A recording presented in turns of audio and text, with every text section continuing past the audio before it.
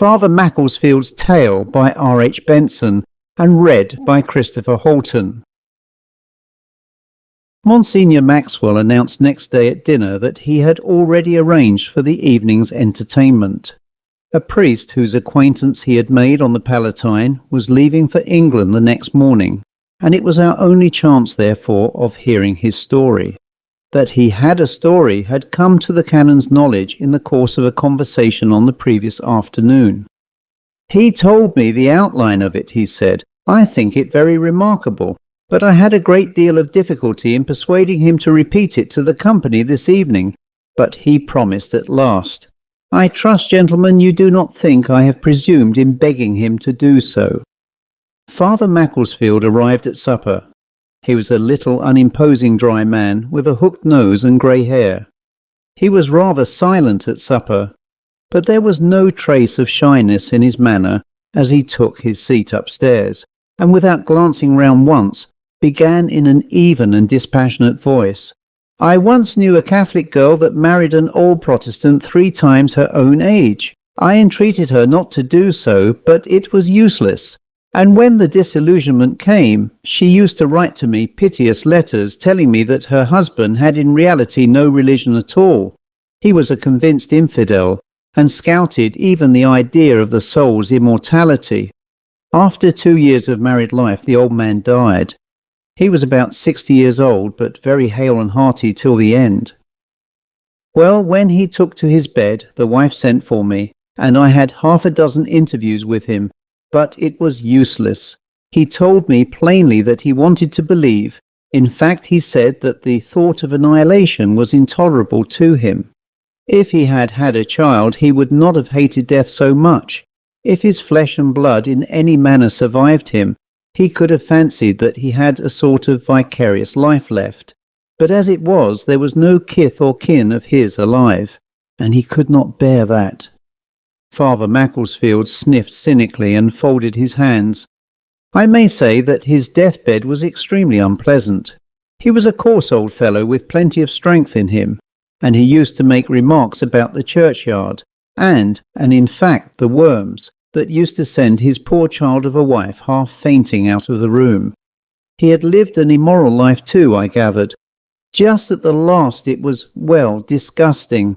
He had no consideration. God knows why she married him. The agony was a very long one. He caught at the curtains round the bed, calling out, and all his words were about death and the dark. It seemed to me that he caught hold of the curtains as if to hold himself into this world, and at the very end he raised himself clean up in bed and stared horribly out of the window that was open just opposite. I must tell you straight away that beneath the window lay a long walk between sheets of dead leaves with laurels on either side and the branches meeting overhead, so that it was very dark there even in summer. And at the end of the walk away from the house was the churchyard gate. Father Macclesfield paused and blew his nose. Then he went on still without looking at us. Well, the old man died, and he was carried along this laurel path and buried. His wife was in such a state that I simply dared not go away. She was frightened to death, and indeed the whole affair of her husband's dying was horrible. But she would not leave the house. She had a fancy that it would be cruel to him. She used to go down twice a day to pray at the grave, but she never went along the laurel walk. She would go round by the garden and in at a lower gate, and come back the same way, or by the upper garden. This went on for 3 or 4 days. The man had died on a Saturday and was buried on Monday. It was in July, and he had died about 8 o'clock. I made up my mind to go on the Saturday after the funeral. My curate had managed alone very well for a few days, but I did not like to leave him for a second Sunday. Then, on the Friday at lunch, her sister had come down by the way and was still in the house. On the Friday, the widow said something about never daring to sleep in the room where the old man had died. I told her it was nonsense and so on, but you must remember she was in a dreadful state of nerves, and she persisted. So I said I would sleep in the room myself. I had no patience with such ideas then. Of course, she said all sorts of things, but I had my way, and my things were moved in on Friday evening. I went to my new room about 8:15 to put on my cassock for dinner. The room was very much as it had been, rather dark because of the trees at the end of the walk outside. There was the four-poster there with the damask curtains, the table and chairs, the cupboard where his clothes were kept, and so on. When I had put my cassock on, I went to the window to look out. To right and left were the gardens, with the sunlight just off them, but still very bright and gay with the geraniums, and exactly opposite was the laurel walk, like a long green shady tunnel dividing the upper and lower lawns. I could see straight down it to the churchyard gate, which was about 100 yards away, I suppose. There were limes overhead and laurels, as I said, on each side. Well, I saw someone coming up the walk, but it seemed to me at first that he was drunk. He staggered several times as I watched. I suppose he would be 50 yards away. And once I saw him catch hold of one of the trees and cling against it, as if he were afraid of falling. Then he left it, and came on again slowly, going from side to side with his hands out. He seemed desperately keen to get to the house. I could see his dress, and it astonished me that a man dressed so should be drunk, for he was quite plainly a gentleman. He wore a white top hat and a grey cutaway coat and grey trousers, and I could make out his white spats. Then it struck me he might be ill, and I looked harder than ever, wondering whether I ought to go down. When he was about 20 yards away, he lifted his face, and it struck me as very odd, but it seemed to me he was extraordinarily like the old man we had buried on Monday. But it was darkish where he was, and the next moment he dropped his face, threw up his hands, and fell flat on his back. Well, of course I was startled at that, and I leaned out of the window and called out something. He was moving his hands, I could see, as if he were in convulsions, and I could hear the dry leaves rustling. Well, then, I turned and ran out and downstairs. Father Macclesfield stopped a moment. "Gentlemen," he said abruptly, "when I got there was not a sign of the old man. I could see that the leaves had been disturbed, but that was all." There was an odd silence in the room as he paused, but before any of us had time to speak, he went on. "Of course I did not say a word of what I had seen. We dined as usual. I smoked for an hour or so by myself after prayers, and then I went up to bed. I cannot say I was perfectly comfortable, for I was not, but neither was I frightened. When I got to my room I lit all my candles, and then went to a big cupboard I had noticed, and pulled out some of the drawers. In the bottom of the third drawer I found a grey cutaway coat and grey trousers. I found several pairs of white spats in the top drawer, and a white hat on the shelf above. That is the first incident." "Did you sleep there, Father?" said a voice softly. "I did," said the priest. "There was no reason why I should not. I did not fall asleep for 2 or 3 hours, but I was not disturbed in any way, and came to breakfast as usual. Well, I thought about it all a bit, and finally I sent a wire to my curate telling him I was detained. I did not like to leave the house just then." Father Macclesfield settled himself again in his chair and went on in the same dry, uninterested voice. "On Sunday we drove over to the Catholic church 6 miles off, and I said Mass. Nothing more happened till the Monday evening. That evening I went to the window again about 8:15, as I had done both on the Saturday and Sunday.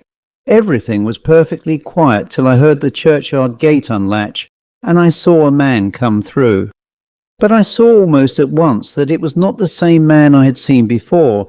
It looked to me like a keeper, for he had a gun across his arm. Then I saw him hold the gate open an instant, and a dog came through and began to trot up the path towards the house with his master following. When the dog was about 50 yards away, he stopped dead and pointed. I saw the keeper throw his gun forward and come up softly, and as he came, the dog began to slink backwards. I watched very closely, clean forgetting why I was there, and the next instant it was too shadowy under the trees to see exactly what it was, but something about the size of a hare burst out of the laurels and made straight up the path, dodging from side to side, but coming like the wind. The beast could not have been more than 20 yards from me when the keeper fired, and the creature went over and over in the dry leaves, and lay struggling and screaming. It was horrible. But what astonished me was that the dog did not come up. I heard the keeper snap out something, and then I saw the dog making off down the avenue in the direction of the churchyard as hard as he could go.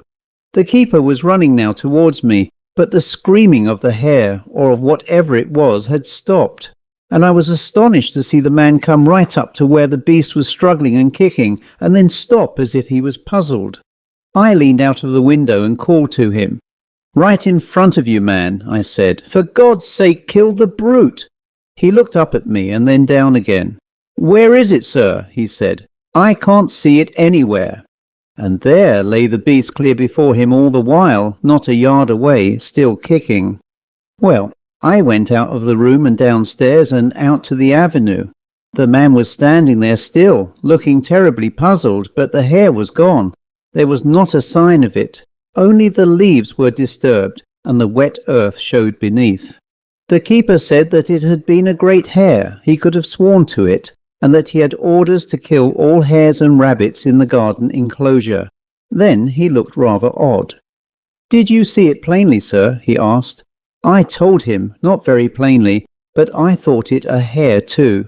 "Yes, sir," he said. "It was a hare, sure enough. But do you know, sir, I thought it to be a kind of silver grey with white feet. I never saw one like that before." The odd thing was that not a dog would come near. His own dog was gone, but I fetched the yard dog, a retriever, out of his kennel in the kitchen yard, and if ever I saw a frightened dog it was this one. When we dragged him up at last, all whining and pulling back, he began to snap at us so fiercely that we let go, and he went back like the wind to his kennel. It was the same with the terrier. Well, the bell had gone, and I had to go in and explain why I was late, but I didn't say anything about the colour of the hare. That was the second incident. Father Macclesfield stopped again, smiling reminiscently to himself. I was very much impressed by his quiet air and composure. I think it helped his story a good deal. Again, before we had time to comment or question, he went on. The third incident was so slight that I should not have mentioned it, or thought anything of it, if it had not been for the others. But it seemed to me there was a kind of diminishing gradation of energy which explained. Well, now you shall hear. On the other nights of that week I was at my window again, but nothing happened till the Friday. I had arranged to go for certain next day. The widow was much better and more reasonable, and even talked of going abroad herself in the following week. On that Friday evening I dressed a little earlier, and went down to the avenue this time, instead of staying at my window at about 20 minutes to 8. It was rather a heavy, depressing evening, without a breath of wind, and it was darker than it had been for some days. I walked slowly down the avenue to the gate and back again, and I suppose it was fancy, but I felt more uncomfortable than I had felt at all up to then. I was rather relieved to see the widow come out of the house and stood looking down the avenue. I came out of myself then and went towards her. She started rather when she saw me, and then smiled. "I thought it was someone else," she said. "Father, I have made up my mind to go. I shall go to town tomorrow and start on Monday. My sister will come with me." I congratulated her, and then we turned and began to walk back to the Lime Avenue. She stopped at the entrance and seemed unwilling to come any further. "Come down to the end," I said, "and back again. There will be time before dinner." She said nothing, but came with me, and we went straight down to the gate and then turned to come back. I don't think either of us spoke a word. I was very uncomfortable indeed by now, and yet I had to go on. We were halfway back, I suppose, when I heard a sound like a gate rattling, and I whisked round in an instant, expecting to see someone at the gate, but there was no one. Then there came a rustling overhead in the leaves. It had been dead still before. Then, I don't know why, but I took my friend suddenly by the arm and drew her to one side out of the path, so that we stood on the right hand, not a foot from the laurels. She said nothing, and I said nothing, but I think we were both looking this way and that, as if we expected to see something. The breeze died and then sprang up again, but it was only a breath. I could hear the living leaves rustling overhead and the dead leaves underfoot, and it was blowing gently from the churchyard. Then I saw a thing that one often sees, but I could not take my eyes off it, nor could she.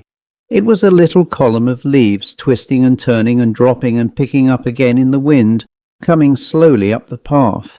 It was a capricious sort of draught, for the little scurry of leaves went this way and that, to and fro across the path. It came up to us, and I could feel the breeze on my hands and face. One leaf struck me softly on the cheek, and I can only say that I shuddered as if it had been a toad. Then it passed on.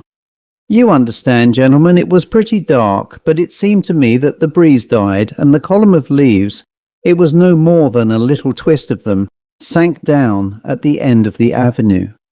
We stood there perfectly still for a moment or two, and when I turned, she was staring straight at me, but neither of us said one word. We did not go up the avenue to the house. We pushed our way through the laurels and came back by the upper garden. Nothing else happened, and the next morning we all went off by the 11 o'clock train. That is all, gentlemen. The end.